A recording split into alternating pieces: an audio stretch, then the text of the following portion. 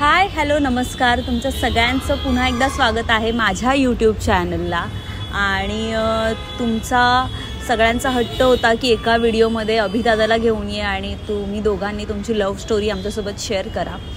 So yes, आज आपल्यासोबत आहेत अभिषेक अनंत गावकर, अभिनेता, सारं काही तिच्यासाठी या मालिकेतील श्रीनू. सो आहे आता तो इथे आणि आम्ही दोघंही तुम्हाला आमच्या लव्ह स्टोरीबद्दल सांगू. सो क्वेश्चन 1, आमची भेट कधी झाली? सो अभि सांग, आपली भेट कधी झाली? आमची भेट म्हणजे ॲक्च्युली असं काही वेगळी भेट, ती ॲक्च्युली एकतर्फी भेट झाली होती. म्हणजे मी कॉलेजजवळ होतो माझ्या आणि ही आय थिंक तिच्या जिमवरून घरी चालली होती है ना? नाही, मी जिम नंतर वडापाव खायला चाललेली, प्रोटीन. ही जिम करून कॉलेजजवळ आमच्या वडापाव खायला, एमडीचा जो मका वगैरे टाकून देतो ना वडापाव, फेमस आहे तो. इकडे वडापाव खायला होते, जिमवरून वडापाव खायला आले. आणि मी आणि माझा एक मित्र होता, रोहन आहे, रोहित कोतेकर होता. रोहितपैकी कोण होता? रोहन होता आय गेस, तेव्हा तुझ्यासोबत रोहन असायचा जास्त. रोहन होता इथे. सो त्याच्याबरोबर मी होतो आणि हिने मला पाहिलं आणि ही बघून निघून गेली आणि त्याच्यानंतर तिने काही परत सांगूया. तुझ्यासोबत रोहन कोतेकर होता. हां बरोबर, रोहन कोतेकर होता, कारण तेव्हा रोहित बरोबर नसायचं. ॲक्च्युली ते जुळे भाऊ आहेत दोघं. एवढं आमचं डिस्कशन रोहन आणि रोहितवरनं का होते हे पहिले तुम्हाला सांगतो. रोहन रोहित हे जुळे भाऊ आहेत दोघं, खूप टॅलेंटेड आहेत, पण माझे मित्र आहेत. आणि आता दुर्दैवाने ते हिचेही मित्र आहेत. तर रोहन होता आणि हिने मला पाहिलं, कविता होती आणि ही निघून गेली. हो, कवितेसारखंच झालं. हिने मला पाहिलं. अजिबात नाही, असं मी निघून नाही गेली. माझी मुळात खूप जोरदार पाऊस होता आणि मी पहिली भेट पावसात झाली. विंडशीटर घातलेलं मी आणि माझा मित्र होता माझ्यासोबत, समीर आकलेकर. आणि मी आणि समीर वडापाव खात होतो आणि मी एकदम ते भिजलेली आणि त्यात एक मुलगा गेला माझ्यासमोर. ओ वाव, कोण आहे हा मुलगा? स्टॉक करत होता, तसं झालं. आणि मी ह्याला पाहिलं आणि बोललो, अरे हा तर तो सिरियलमधला आहे. आणि मला हे माहीत होतं की हा माझा फेसबुक फ्रेंड आहे. तर मग मी काय करू म्हटलं, ह्याने मला ओळखलं तर नाही ना? तर म्हटलं नको, ओळखू देच नको, कारण ते पूर्ण अंडरटेकर सारखा माझा अवतार झालेला त्या पावसामध्ये. त्या जिमवरून वडापाव खायला आली, हे महत्वाचं. जिमवरून वडापाव खायला आली होती, त्याच्यामुळे तिला थोडंसं असं वाटलं की मी तिला जज करेन. हो. आणि मग ती काही न बोलता, हाय हॅलो न करता निघून गेली. आम्ही फेसबुक फ्रेंड होतो आधीपासून. ती निघून गेली आणि नंतर मग तिने घरी जाऊन मला मग फेसबुकवर मेसेज केला, अरे आज मी तुला बघितलं. त्याच्यावर माझा रिप्लाय होता, वाव छान. मग तर नाही, त्याने असं नाही म्हटलं. तो म्हणाला की अगं हो, मी पण तुला पाहिलं. म्हटलं व्हॉट? मी मला बघितलं आणि ते मला अशा अवतारात एक लाजच वाटली मला की काय हे माझे कपडे होते. जो प्रयत्न केला की मी गपचूप निघून जाईन, ह्याला कळणार नाही, तो ऍक्च्युली प्रयत्न फेल गेला होता. कारण मी हिला पाहिलं होतं वडापाव खाताना, जिम वरून येऊन वडापाव खाताना. मग त्यानंतर असेच 10 दिवस गेले आणि 10 दिवस काय आम्ही चॅट वगैरे नाही केलं. त्यानंतर तेवढंच झालं. त्यानंतर ह्याचा मला मेसेज आला एकदा की हाय काय करतेस? तर परत ह्याने मला परत का मेसेज केला असेल 10 दिवसांनी? तर मग हा बोलला की काय, मग कसं, मग नॉर्मल गप्पा झाल्या. मग परत 2 दिवसाचा गॅप गेला मध्ये. आणि मग ती आपल्याला सवय लागते ना एका माणसाची की हा आपल्याशी रोज बोलतो, आणि हा मध्येच गायब व्हायचा. मध्येच 5 दिवस माझ्याशी बोलणं नाही, काही नाही. सो 5व्या दिवशीचा परत मला मेसेज. तर मी म्हटलं ह्या टाईमला तर मी बाबा ह्याच्या बोलण्याला भुलणार नाही अजिबात काही. पण कसलं काय, हा माणसाचा प्रभावच माझ्यावर इतका आहे ना की मला ह्याच्यावर मी जास्त दिवस रागवूच शकत नाही. मी तुम्हाला सांगतो, झालं असं की मी जास्त, मला मेसेजवर बोलायला किंवा असं फोनवर खूप गप्पा मारायला फार आवडत नाही. अभि, तुला मग ह्याने मला मेसेज केला की अरे सोनाली, सो सॉरी, मी ॲक्च्युली चॅटवाला माणूसच नाही आहे, तर मला तू तुझा नंबर पाठव. ह्याने माझा नंबर मागितला. कारण काय होतं ऍक्च्युली मी जेन्युअनली तेव्हा तिच्याशी खूप जेन्युअनली आणि खरं सांगितलं तिला की अरे मला ना, कारण मला कळत होतं ती मला मेसेज करायची आणि मी रिप्लाय नाही करायचो, 2-3 दिवस जायचे रिप्लाय. कारण मला ना ते मला माहिती आहे की रिप्लाय दिल्यानंतर मग मलाही बोलावं असं वाटणार, तिलाही बोलावं असं वाटणार, पण मला ते आवडत नाही मेसेजवरती बोलायला. त्या इमोजीसमध्ये मला कळत नाही समोर त्याची रिॲक्शन काय. सो मी कधीच असं मेसेजवर खूप बोलत नाही, फोनवर सुद्धा जास्त बोलत नाही. फोनवर सुद्धा फार तर खूप जास्त बोललो तर 10. आत्ता हिच्याशी बोलतो कारण फोनवर बोलत असलो तरी मला हिचा चेहरा दिसत असतो ही काय रिॲक्ट होते आणि काय नाही. मग त्यानंतर रात्री 11:30 वाजता ह्याचा मला मेसेज आला की मला तुझा नंबर पाठव.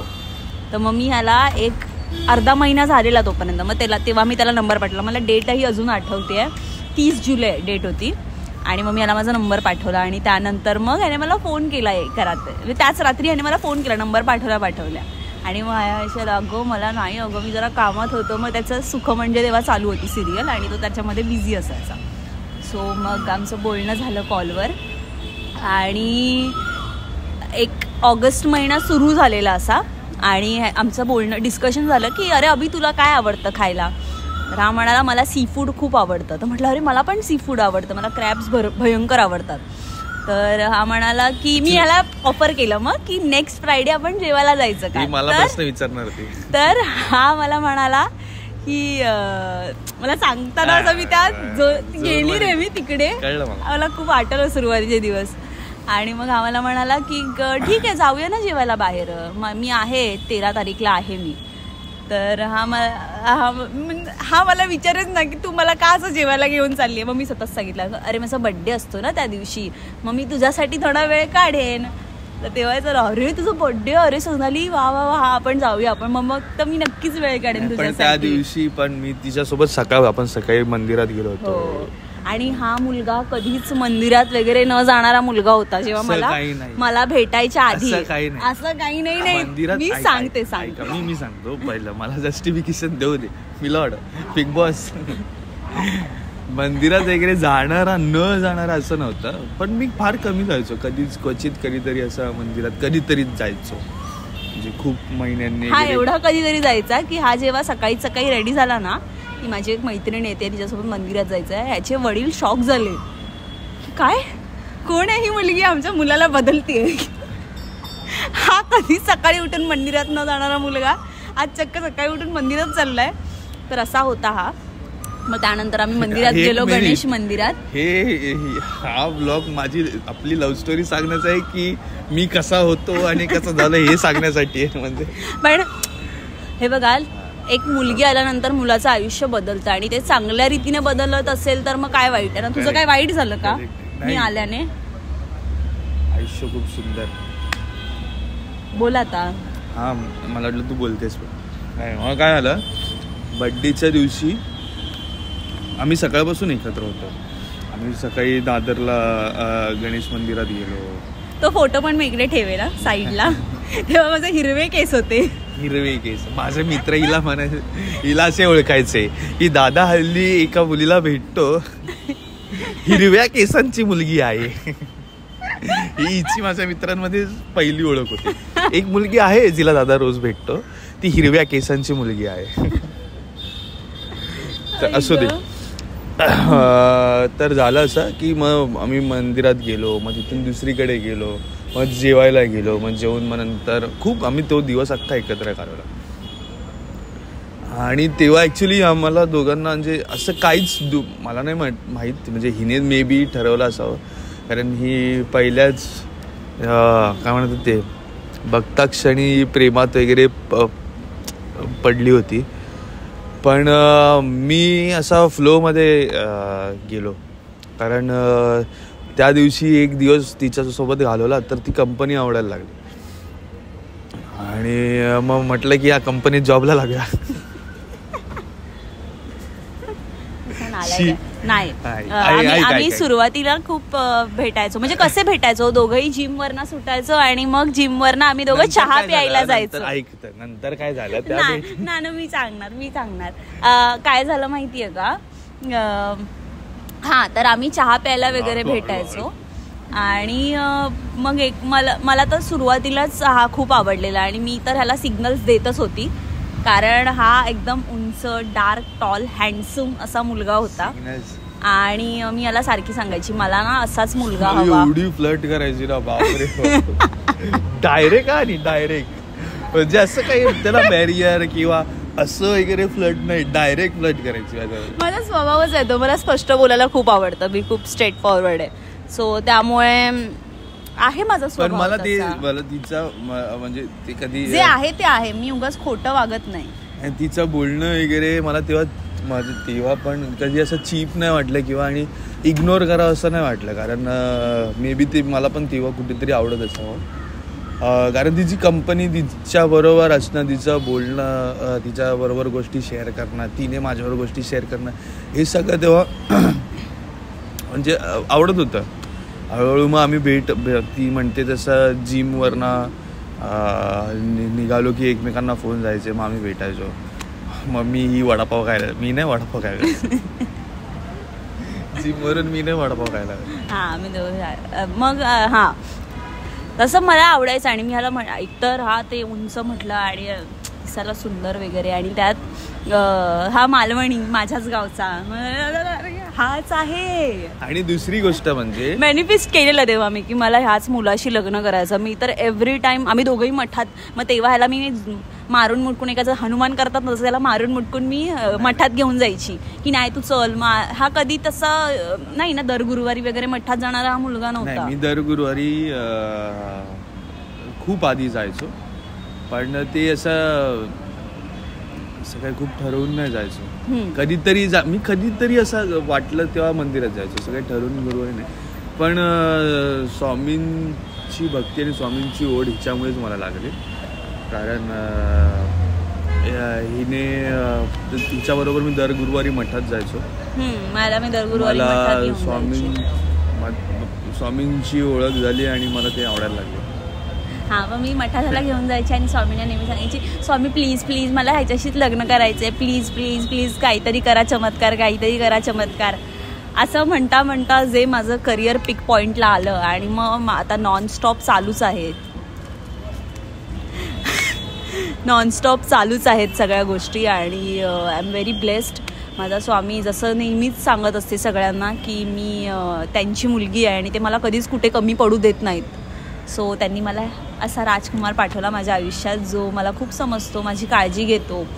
आणि मम्मी पप्पांनाही माझ्या असंच वाटतं की आम्हीही इतका चांगला मुलगा शोधू शकलो नसतो जितका सोनूने स्वतः निवडला आहे.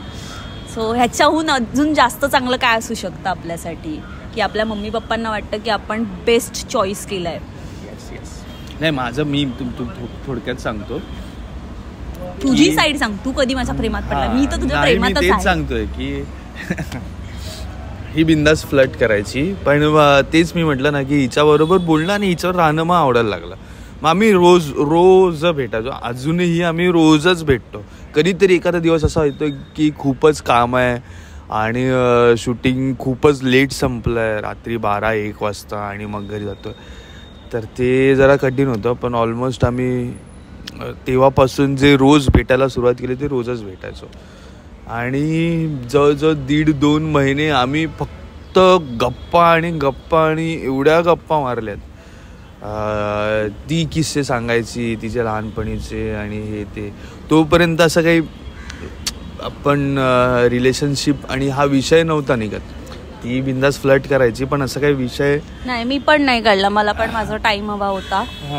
सो मी पण त्याला कधी काही प्रपोज वगैरे नाही केलं. नाही, असं काही घडलं नाही. फक्त मी फ्लर्ट करायची की मला तुझ्याशी लग्न करायचं. पहिले मी माझं तर मला तर असं वाटतं पहिले 3-4 महिने वगैरे आम्ही फक्त गप्पाच मारल्या. पहिले 3-4 महिने प्युअर फ्रेंडशिप. मला आठवतं की मी जिथे खायला वगैरे जायचो त्या जागा मी हिला सांगितल्या, ही जिथे खायला वगैरे जायची त्या जागा हिने मला सांगितल्या. आणि एकतर फार इकडे तिकडे फिरलं म्हणजे.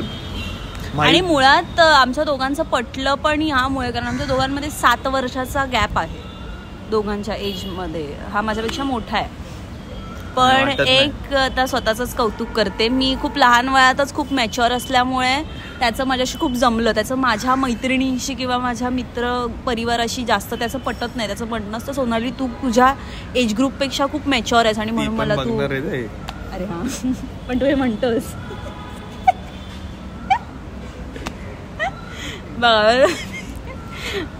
तसं मी म्हटलं की माझा स्वभाव फार स्पष्ट बोलण्याचा आहे, तर मग ठीक आहे, आता आहे माझं म्हणून तुला मी आवडलेली नाही. माझं असं म्हणणं होतं तिला की तू वयापेक्षा थोडीशी जास्त मॅच्युअर आहेस, तू विचार जरा तुझ्या वयापेक्षा जास्त करतेस. कारण तिचं वय माझ्यापेक्षा जरी लहान असली खूप, तरी ती अशी खूप वयानुसार कधी कधी वागते, पण ती बालिश नाही आहे. ती थोडीशी मॅच्युअर आहे, तिला कळतात बऱ्याच गोष्टी. तर त्याच्यामुळेच मे बी आमचं बॉन्डिंग आधी खूप छान क्रिएट झालं. आम्ही खूप गोष्टी एकमेकांना बोलून शेअर केल्या, खूप किस्से. म्हणजे जेव्हा आम्ही रिलेशनमध्ये आलो त्याच्या आधी आम्ही एकमेकांना एवढं सांगितलं होतं किंवा एवढं बोललो होतो, त्याच्यामुळे रिलेशनमध्ये आल्यानंतर नव्हतो आपण रिलेशनमध्ये तेव्हाही आपण एक ट्रिप केलेली, जी मालवणची ट्रिप होती आपली. हो, मालवणात जाऊन आलो होतो. हो तेव्हा. आणि माझ्या घरचे मला कधीच कुठेच पाठवत नाही, नाईट आऊटला नाही, मित्रांबरोबर कुठेच नाही.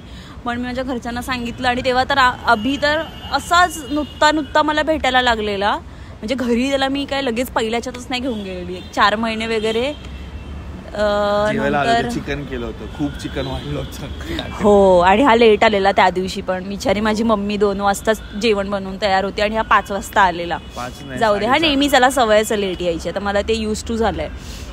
सो 1 मिनिट नाही आपण मुद्दा कम्प्लीट होऊ दे. तर काय सांगत होती बघ, विसरली मी. हा जेवायला बोलवलं ते नाही. हा, तर मी पटकन नाही भेट घालून दिली. तर आम्ही जेव्हा मालवणला गेलेलो तेव्हा माझे वडील कुठेच मला न पाठवणारा माणूस, मी त्यांना सांगितलं की मी अभिसोबत चालली आहे, अभि आहे फक्त माझ्यासोबत आणि त्याचा भाऊ आणि त्याची बायको आहे. तर माझे वडील एका शब्दानेही नाही मला विचारलं की सोनाली ती अनोळखी माणसं आहेत, आम्ही त्यांना ओळखत नाही, बरं तो मुलगा एकदाच येऊन गेलाय घरी, काही न बोलता ठीक आहे जा, व्यवस्थित जा, फोन करत राहा. हे एवढं सरप्रायझिंग होतं माझ्यासाठी, कारण माझे पप्पा कधीच असं मला कुठे पाठवत नाही. ते ह्याला नसेल माहिती, ते मला माहिती आहे का माझे पप्पा भयंकर स्ट्रिक्ट आहेत. आणि असं पप्पा मला बोलले एकदम, पप्पांचा सुरुवातीपासून सपोर्ट होता अभिला. तर आणि हा त्यानंतर मग आम्ही ट्रिप वगैरे झाली. मग प्रपोज मी तेव्हाही नाही केलं. हा, मी शेवटपर्यंत मी प्रपोज करणार नाहीच, हा माझा होतंच माझ्यात की नाही मी नाही प्रपोज करणार. आणि IPLची मॅच होती, मला अजूनही आठवतंय, 10 एप्रिल तारीख. त्या दिवशी मुंबई वर्सेस RCBची मॅच होती आणि हा माणूस मला टाकून चिपळूणला गेलेला त्याच्या मित्राकडे. त्यांच्या घरी काहीतरी हे असतं, शिमगा असतो, शिमग्याची पालखी येते. तर हा तिकडे गेलेला आणि मला खूप वाईट वाटलेलं की हा गेला, आता काय माझ्याबरोबर कोणच नाही. आणि मला ह्याची खूप सवय लागलेली की हा नेहमी मला भेटायचा, नेहमी असं. आता हा 4 दिवस नाही. तर मला आठवतंय त्या दिवशी मॅच होती आणि त्याने मला त्याच दिवशी प्रपोज केलेलं आणि आय लव्ह यू सोनू असा त्याने मला मेसेज वाढला. मी खूप लोनली फील करत होती की अभि नाही आहे. बरं, सगळीकडे मला घेऊन जाणारा माणूस इकडे मला घेऊनही नाही गेला, मला त्याचं पण खूप वाईट वाटत होतं. पण नंतर मग त्याचे मित्र ते लोक गेलेले, त्यामुळे त्यांनी मला नेलं नव्हतं. पण पण त्या दिवशी त्याने मला प्रपोज केलं, RCB आणि मुंबई. त्यामुळेच RCB आणि मुंबईची एवढी हाईप झाली आमच्या एंगेजमेंटमध्ये सुद्धा, कारण त्याच टाईमला. आणि मग त्यानंतर आमची एंगेजमेंट झाल्याच्या दुसऱ्या दिवशीच आम्ही RCB वर्सेस मुंबईची मॅच होती जी आम्ही बघायला गेलो आणि जी आम्ही खूप एन्जॉय केली. आणि ज्याच्यात मुंबई इंडियन्स जिंकली. ठीक आहे, फायनलपर्यंत, सेमीफायनलपर्यंत RCB गेलेली. ठीक आहे, माझं यावर्षी मी खरंच मनापासून RCBला. बरं आहे, ही आपण RCBवर का घसरतो? हा ब्लॉग RCB साठी नाही. हा, माझं आता कळलं, तूच बोलतेस, कळतंय ना तुला. हा, तर माझं असं म्हणणं होतं की आम्ही रिलेशनशिपमध्ये यायच्या आधीच आम्हाला दोघांबद्दल, एकमेकांबद्दल एवढ्या गोष्टी माहीत होत्या की रिलेशनशिपमध्ये आल्यानंतर आम्हाला असं काही नवीन वेगळं एकमेकांबद्दल काही कळलं नाही.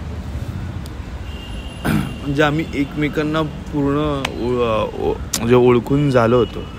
सो ते खूप ते म्हणजे चांगलं झालं आमच्या रिलेशनशिपमध्ये, कारण आम्हाला एकमेकांच्या प्लस मायनस आणि म्हणजे मी कुठे चुकू शकतो आणि ती कुठे चुकू शकते. जेव्हा गोष्टी चांगल्या असतात ना, बरोबर असतात, त्या तर चला प्लस तर सगळ्यांनाच फायदेशीर ठरतात, पण कधी समोरचा माणूस कुठे चुकू शकतो तर ते माहीत असणं मला असं वाटतं रिलेशनशिपमध्ये महत्त्वाचं आहे. कारण मग तेव्हाच आपण त्यांना समजून घेऊ शकतो किंवा त्यांना माफ करू शकतो. कारण आपल्याला माहीत असते की ह्याच्यात स्वभावात हे दोष आहेत, सो त्याच्यामुळे तो ह्या चुका करू शकतो. सो तसं आम्ही एकमेकांना तेवढं ओळखलं होतं की आम्हाला माहीत होतं की जसं मला ही एखाद्या वेळेस जेव्हा चिडते तेव्हा तिला कळत नाही, तिचा टेम्पर एकदम हाय होतो. मग ती ऑलरेडी खूप स्पष्ट बोलते आणि चिडल्यावर ती अतिस्पष्ट बोलते. मग ते समोरच्या मला कधी हर्ट होऊ शकतं, काय होऊ शकतं, असं तिच्या बाबतीतलं म्हणजे उदाहरणार्थ हे मला माहीत होतं. सो ती जेव्हा चिडते तेव्हा मी असं खूप ठरवतो की नाही, मला मग किंवा तिचं ज्याच्या कोणाबरोबर तरी भांडण झालं असेल त्याला मग सांगायचं की तू शांत हो, तू फक्त ऐकून घे, तू काउंटर करू नको, फक्त ऐकून घे. कारण ते काउंटर करून त्याचा काय उपयोग नाही होणार आहे. जेव्हा ती शांत होईल तेव्हा एकमेकांशी तुम्ही बोला, असं ते होतं. जसं की मी थोडासा आळशी आहे, हे तिला माहिती. थोडासा नाही, भयंकर आळशी माणूस आहे. माझं बघ, माझं स्पष्ट मत आहे की माझं जे शेड्यूल असतं शूटिंगचं ते एवढं विचित्र आहे, एवढं मला खरंच मला नाही गोष्टी म्हणजे मला असं वाटतं की सुट्टी असली ना तर घरीच राहावं, झोपून राहावं, असं बाहेर पडावं असं वाटतच नाही. कारण मी रोज सकाळी जातो, रात्री येतो, माझं शेड्यूल खूप हेक्टिक आहे. तर त्याच्यामुळे तो थोडासा आळस आहे. म्हणजे जेव्हा जेव्हा वेळ मिळतो तेव्हा फक्त आराम. शूटिंगचं झालं तर शूटिंग नसताना पण तो आळशीच आहे. त्याला अजिबात त्याची कामं करायला आवडत नाहीत. त्याला मग त्याच्या आईला आता सवय झाली तर त्याची आई काय त्याला बोलत नाही, त्यामुळे आता मी सतत त्याची आई होऊन त्याला सारखी बोलत असते. नाही ठीक आहे, पण तेच आहे ना. सो तिला ते माहिती आहे की मी थोडासा आळशी आहे, तर ठीक आहे ना. तर तिला ते माहिती आहे की मी थोडासा आळशी आहे, तो माझ्यातला एक गुणदोष तिला माहिती आहे, तर ती त्या पद्धतीने मला ॲडजस्ट करते. आणि त्याचं म्हणजे मला खूप कौतुक आहे त्याच्याबद्दल. असलंच पाहिजे तुला. हा आहेच. सो येस, अजून काही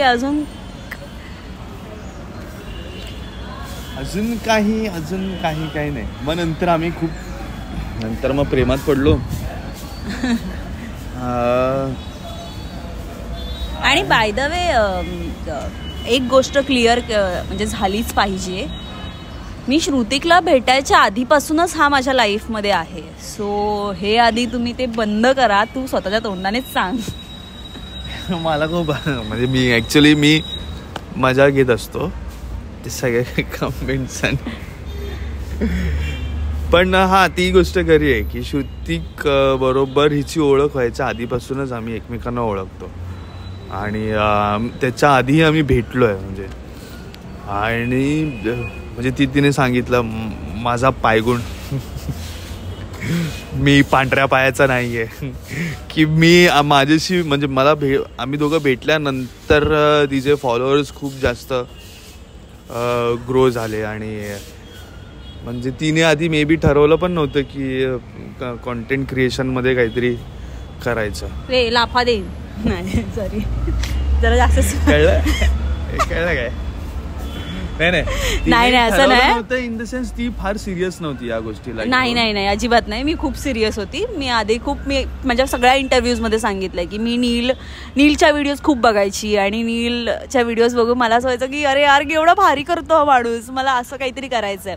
आणि मग मी साहिलला मला परत रिपीट करते मी ही स्टोरी. मी साहिल शेलारच्या खूप मागे लागलेली की साहिल आपण हे करूया, कारण हे मला खूप आवडतं आणि हे आपण आपल्या ॲक्च्युअल लाईफमध्ये करतो, हे खूप रिलेटेबल कॉन्टेंट आहे. तर साहिल आणि मी करायचो आमच्या परीने. ते पण जायचे 500K. म्हणजे तेव्हा 2-3 फॉलोअर्स असून 500K जाणं ही खूप मोठी गोष्ट होती. मग त्याच्यानंतर मतितार्थ काय आहे की मी कॉन्टेंट क्रिएटर तुला भेटल्यानंतरही होती. भेटलो पण ती कॉन्टेंट क्रिएशन आधीपासून करायची, पण ग्रो होत नव्हतं तिचं, आपण असं बोलू शकतो. ती तेवढ्याच. अभिचा एकदा इगो हर्ट कुठे झालेला माहितीये का, मी सांगते. मला तर खूप माझ्या लाईफ मधली पहिली फॅन मी लाईफ मध्ये कधीच नाही विसरू शकत. आम्ही युजली बाहेर कुठेही गेलो ना की तेव्हा सुख म्हणजे खूप हाईप होती आणि ह्याचं कॅरेक्टर खूप लोकांना आवडायचं, तर सगळी ओळखायचे ह्याला की अरे हा तोच आहे ना, असं ना तसं ना. तर मग मला खूप भारी वाटायचं की मी एका सेलिब्रिटीसोबत फिरते वगैरे आणि त्याला लोक ओळखतात, लोक त्याची फॅन आहेत. आणि एकदा असंच झालं, ह्याच्या भावाची बायको आणि मी आणि आम्ही तिघं गेलो थिंग ज्यूसला ह्यांच्या इथे वरळीत. आणि आम्ही थिंग ज्यूसमध्ये बसलेलो आणि 2 मुली अशा बघत गेल्या. तर मैत्रही बोलते मला म्हणाली की अरे सोनाली, त्या कदाचित तुला ना ओळखतात त्या 2 मुली. नाही माझ्या फॅन असणार, ते मला बघत गेल्या. मला तेव्हा काय माहिती की मला लोक ओळखतात वगैरे, पण तर मी ह्यालाच ओळखत असणार, ह्याला फॅन्स वगैरे भेटतात. आणि मग आम्ही ज्यूस वगैरे पियालो आणि बाहेर जसे पडलो, त्या 2 मुली तिकडेच थांबलेल्या. आणि मग त्या 2 मुली आल्या आणि मला म्हणाल्या, ए तू त्या दादासोबत व्हिडिओ बनवतेस ना, आम्ही तुझ्या व्हिडिओ बघतो. याचा चेहरा जो काही बघण्यासारखा झालेला. मैत्री बोलते, मी म्हटलेलं ना ते सोनालीलाच बघत होते. माझं इगो नव्हता ज्याला मी शॉक झाला होता. का तुम्हाला सांगतो, आम्ही जेव्हा भेटलो तेव्हा ती कॉन्टेंट क्रिएशन वगैरे करायची, पण तिचं अकाउंट तेवढं ग्रो नव्हतं झालं. ती खूप लोकांपर्यंत पोचली नव्हती ती. आणि ऍक्च्युली ती मुवमेंट पहिल्यांदाच अशी घडली होती की सोनालीचे फॅन्स भेटले. त्यामुळे सोनाली माहीतच नव्हतं, आम्हाला दोघांनाही माहीत नव्हतं. तिच्यासाठी पण तो शॉक होता की अरे नाही माझे नाही, की हे अभिसाठी नाही मला बघत गेले म्हणून. कारण आम्हाला असं माहीतच नव्हतं की अच्छा सोनालीचं पण अकाउंट आता ग्रो होत आहे किंवा जे काय तिचे फॅन्स तिचे बनत चालले आहेत हे आम्हाला पण माहीत नव्हतं तेव्हा. सो ते शॉक जास्त होता. कारण फक्त जिथे जायचं तिथे ते मला लोक येऊन भेटायचे आणि कौतुक करायची की आम्ही तुमची सिरियल बघतो. आणि पहिल्यांदा असं घडलं की आम्ही तिकडे ज्यूस पित होतो आणि त्या 2 मुली गेल्या आणि मला असं वाटलं की माझ्या डोक्यातच नव्हतं की ते तिच्यासाठी बघत असतील. तर माझं असं की अरे ते मला बघत गेले असेल, जाऊ दे, तुम्ही त्यांच्याकडे असं बघू नका की कोणाला बघत गेलं. शेवटी त्या परत आल्या आणि त्यांनी मग विचारलं की नाही मी म्हणजे हिला विचारलं. तो शॉक होता, हिचे फॅन्स कधी झाले. आणि पण त्याच्यानंतर खूप भारी वाटलं मला की अरे हिचे फॅन्स बनायला आता सुरुवात झाली. आणि त्याच्यानंतर मग मॅडम काय थांबल्याच नाहीत, मग काय आता गर्दीच्या घोळक्यातच असतात त्या. अजून आम्हा दोघांना खूप मोठं व्हायचं आहे. तुम्ही आमच्या पण ऑफकोर्स हे सगळं स्वामी. ॲक्च्युली मला ही खूप महत्त्वाची गोष्ट सांगायची की सोनाली आयुष्यात आल्यापासून असं नाही की सगळं ते म्हणतात ना की अरे ही माझ्या आयुष्यात आली, हा माझ्या आयुष्यात आला आणि सगळं कमाल झालं, असं नाही.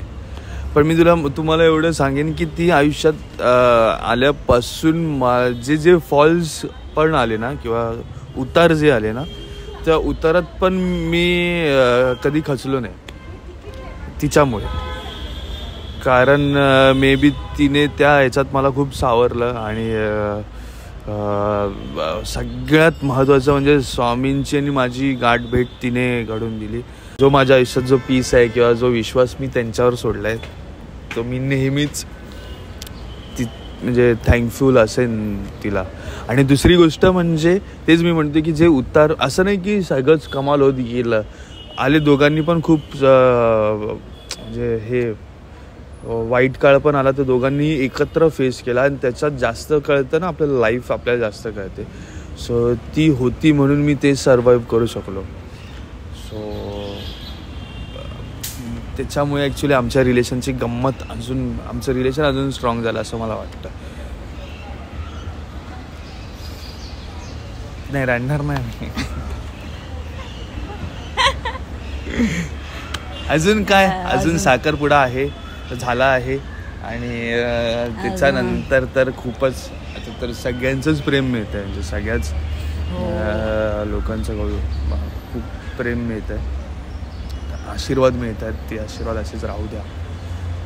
आता लग्नाचं लवकरच आम्ही तुमच्या सगळ्यांना कळवू. आणि इंटरेस्टिंग काय काय जसं जमेल तसं आम्ही करत राहू. ह्याच्या शूटमुळे जास्त आम्हाला जमत नाही, पण जसं होईल तसं आम्ही प्रयत्न करू तुमच्यापर्यंत पोहोचायचा. कुठे फिरायला गेलो तरी आम्ही तुम्हाला सोबत घेऊनच जाऊ, म्हणजे व्लॉगद्वारे. आणि एन्जॉय करतोच आहोत, तुम्ही पण एन्जॉय करा. ती वेळ फार क्वचितच. काय होतं माहितीये ना, माझं शूटचा एकतर त्याचं कौतुक नको सांगू रे शूटचं, ते लव्ह स्टोरी ऐकायला, तुझं शूटचं ऐकायला नाही आले. चला तर आपण आता निरोप घेऊया. खूप मोठा व्हिडिओ झालाय हा. येस, काय राहिलं नाही ना गावकर. जसं बोलायचं झालं तर आम्ही म्हणजे दोघंही खूप बडबडत राहू आमच्याबद्दल एकमेकांमध्ये. तुला माहितीये ते, तुला माहितीये ते, असं करत ते कुठच्या कुठे जातील विषय. आता पण या ब्लॉगमध्ये तुम्हाला कळलं असेल, याच्यात आम्ही RCBला पण कव्हर केलं आहे. आम्ही थोडंसं अध्यात्माकडे पण गेलो आहे, थोडंसं वेगळ्या गोष्टी. सो ते आम्ही भरकटत परत त्या एकमेकांवर येऊ. पण ते ॲक्च्युली बोलायला भरपूर आहे, पण थोडक्यात एवढंच सांगू शकतो की आम्ही दोघंही, म्हणजे मी तरी खूप थँकफुल आहे की ती माझ्या आयुष्यात आली. एक परफेक्ट माणूस आयुष्यात असणं खूप गरजेचं आहे. सो येस गाईज, एवढंच होतं. आता आम्ही तुमचा निरोप घेतो. आम्हाला पण इथे आता थोडं दुसरी कामं आहेत तर ती करायची आहेत. सो सी या, बाय बाय. सबस्क्राईब करा, लाईक करा, कमेंट करा आणि शेअरसुद्धा करा. अजून काही नाही. बाय.